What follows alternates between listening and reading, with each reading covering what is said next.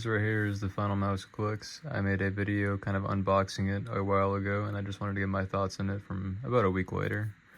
This thing has been actually pretty great as far as like consistency with the sensor and DPI deviation and some other things that I'll get into later, which a lot of people don't really know about. And I make a separate video on DPI deviation because I think that's what a lot of people don't really understand about why I hate the Lambs so much, because they're hard-coded 10-year-olds who don't really understand or perceive reality to the ability that I do, I guess, because they just basically brain rot, stay in silver their whole lives, and then look at anime all day, and that's pretty much all they ever do. So people who have those criticisms of me and, you know, hard defend the Maya Lambs or anything else, like, it's pretty obvious that they just lack the ability to perceive what's going on directly in front of their eyes, because there's been a lot of people who claim to have issues with the sensor, and like some people can see limited amount of frames and other people can see more frames. I think it's just because they genuinely are just poor in perceiving the reality that they live in, and they have terrible genetics. So anyway, besides the point, this is the final mouse Clix. This is a great mouse, and I've been enjoying the hell out of it.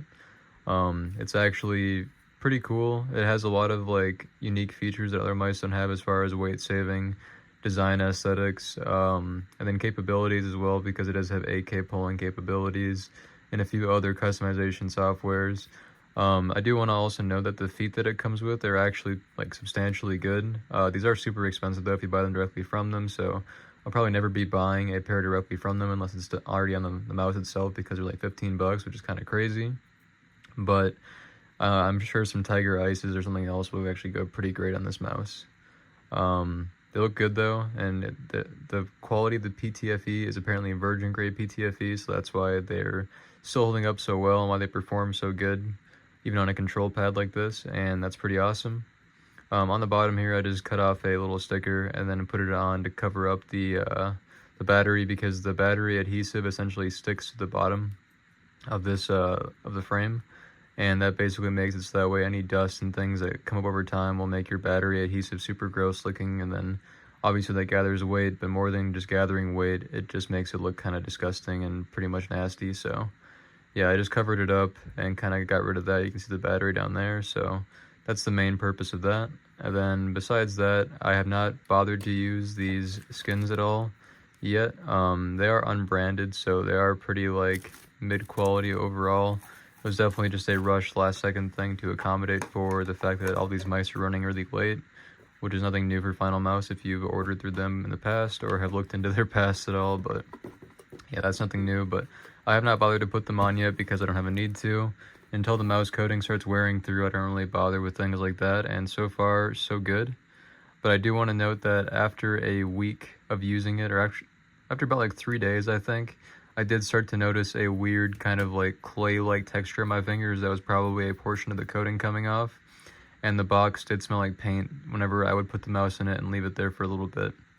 So I'm guessing that the mouse was having something drying somewhere on the inside or outside, some place that was hard to dry. I'm not sure if it was the coating itself, but that definitely came off my fingers a little bit and left a unique texture on there for a few days, but I'm not really noticing it now, because I do fingertip grip the mice and, you know, basically the same spots from now on, right? As far as grip goes, I've actually kind of like adjusted my grip to be like a little different for this one, because it is a little bit smaller than what I'm used to. And I use my fingers in the grooves up here where the weight reduction is actually, and it feels like kind of comfortable. I'm not really sure how to explain it, but it allows me to get like just a slight amount of grip on the actual mouse buttons, and then I learned how to like press right here, and that works pretty well.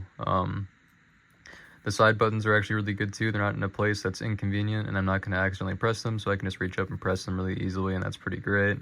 Mouse sensor on the bottom, that's huge. There's no DPI deviation button, but that's not a big deal. You can always just load up the software and change it there, and it has onboard memory, so it'll be able to remember that, and that's just fine with me. You don't really need a DPI change button, especially if it saves a little bit of weight. For somebody like me, that is kind of an advantage. As far as sensor centering and all these other issues that I've known about from other mice now, from Final Mouse, this one is a perfect centered wheel. It has no issues so far.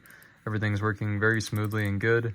I do want to add that I did notice that where is it? There was one thing I noticed. Oh yeah, here it is. My centering of my mouse buttons is slightly off, but that's a small critique. So as you can see, the gap kind of edges along a little bit more on the left there, so it kind of looks like the mouse is a little bit slanted, which isn't a big deal, and it performs just fine. And I had a hard time noticing it until I looked really closely at it, so it's no big deal at all. And then in addition to that, I did have some things that I noticed with like chipping along the thin parts. Like, it's really hard to show it on camera, but you can see there's lines that pass through here, which makes like a very like, that's a very thin surface, and there's chipping that has happened on the outside of that I didn't notice before. But it's very slight, and you can't even see it in the camera. I have to like look at it in person. I probably couldn't get it to focus on it, but it's on this line right here. There's some chipping on the left there from some like of the magnesium or carbon fiber, whichever they ended up using for this one, coming off. Again, not a big deal. I haven't noticed it, and the structural integrity of the mouse is great. There's no creaking. There's no issues with it. So overall, pretty good build quality, and it's holding up just fine. The feet are great. I'm using it on a control pad, which is very abrasive, and no issues there. Haven't bothered using the grips yet, and it's looking pretty good so far in terms of like the coating. If I start wearing through the paint or anything, I'll throw them on, or if I start feeling like icky, glossy feelings, like if your skin oils and the abrasion of your fingertips kind of wears through it, it does that over time, but overall it's pretty good. Now I do want to go over DPI deviation with this mouse, because the Maya Lamzu deviation that I was going to previously mention was essentially like a slowdown deviation that was so substantial that it basically ruined every aspect of aiming to a crazy extent if you did anything more than a very slight adjustment or movement.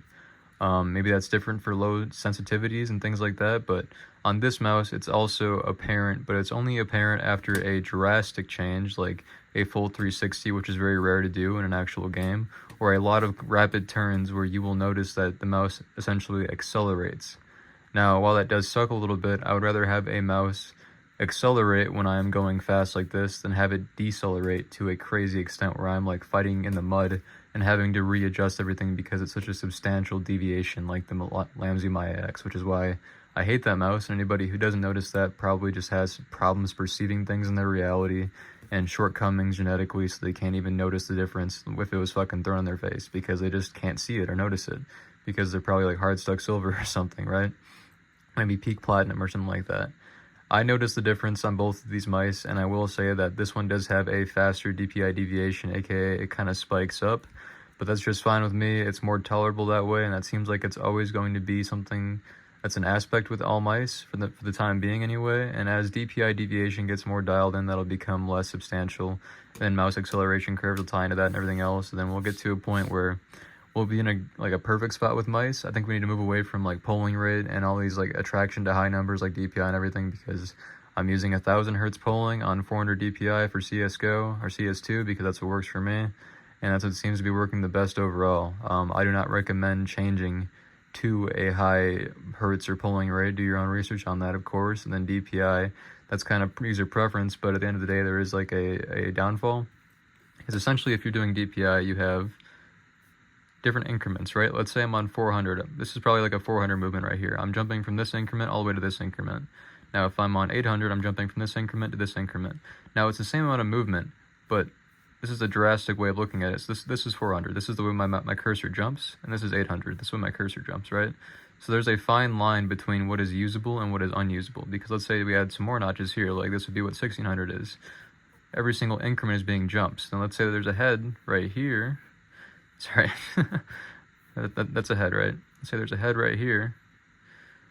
So now, when I'm jumping between this head, I have all these increments that it's going to be jumping around, which can be good, but it also, there's like a point where it becomes to be too much.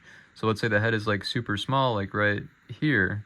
Now you're getting to the point where these micro adjustments might be kind of hard for you to like adjust to. But if you're on 400, you might be jumping too far past it, right? And this is a drastic example that would never be that close. Like look up a DPI deviation thing with, or sorry, look up a DPI like explanation video, I guess, because they'll show it in depth as it's happening. It's just a drastic way of explaining it. So high DPI after a certain point is kind of completely unnecessary, along with hertz, because hertz is completely unnoticeable and deficits your performance to a crazy extent. So we just need to get DPI deviation down, weight down more, and then any other technology that can improve latency, battery life, response time, anything else that comes along, it's pretty much going to be what we're looking for, I think. Now this mouse is kind of fingertip grip oriented, so I do think they could definitely save some weight from here and here. For me personally, I would love that because I don't ever go past that point right there and this point right here. That's where I'm always holding my mouse at. So if they added some weight saving features right here, that would be just fine. Or they could go the Air 58 route and throw some of these on the sides, because honestly I've held this before, I haven't really used it, but these are not that uncomfortable when they're like rounded out the right way. It doesn't feel that bad. Is that what I want them to do? Not really, but you know, if they could add some holes in the front here, that'd be kind of cool as well. And maybe up here too, because there's no reason to have that be there unless it's like significant to structural integrity, but at the same time I bet you could put some holes there and still maintain that. A lot of things that can be dialed in, a lot of things that can be adjusted and changed over time. As far as the dongle and the battery life goes, I'm a huge fan of the way that it tells you the battery life, so you can easily see. And then when it starts dying like this, you can just plug it in really easily, and it's pretty sick. Overall, I'm pretty impressed. Like, I thought there's going to be some issues that arise or something else, but overall right now, it seems like this is a good model with a good QC batch. And it seems like a lot of other people are saying that is also the case as well. I can't do this one-handed, but you get the idea. So I'm waiting on the other 3, and well, that'll take some time, obviously. Another con to this is that you're going to be basically forced to use the Final Mouse Discord server to get updates on things. And if you're like me, you don't really care too much about engaging with people. So when they say something to you or try to bait you, like I had some people ping me for my videos basically and try to rage bait me, and I engaged with them, and that got me banned from the server very quickly because they're friends with some of the moderators and they're longtime incels who communicate in the server. So you know, that's like their whole life and their social space. Like, you don't have to ping them, you can just fucking communicate in the server and they'll be on top of it because they're always watching chat.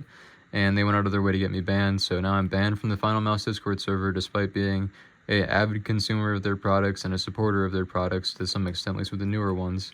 I have a lot of older ones coming that I want to refurbish and kind of collect a little bit, but you know, half of the fun of that is being able to talk to people and communicate people who are full-grown adults, but due to the lack of moderation in their server and in other servers, it seems like I'm not going to be able to do that. So that is definitely a con, because now I cannot avidly look at what is going to be happening with the batch updates. Future announcements are besides the point, because like, you know, I'll be missing out on that stuff. I don't really care, but to know when the product that I paid is coming is kind of important to me. So if there's any more delays or announcements related to the thing that I paid $200 for to just ban me from a server because you got some little incel kiddos in there who are 15 years old, that seems a little bit unreasonable if you ask me. So it'd be nice to be unbanned from there, but at the end of the day, I really don't care. And there's going to be some ugly kids everywhere you go who are going to do shit like that, and that's just how it is. But yeah, I just wanted to go over the things that I like about this mouse, some drawbacks, some potential mishaps. Since we're on the subject of cons, obviously, you know, shipping delays, meeting deadlines, things like that.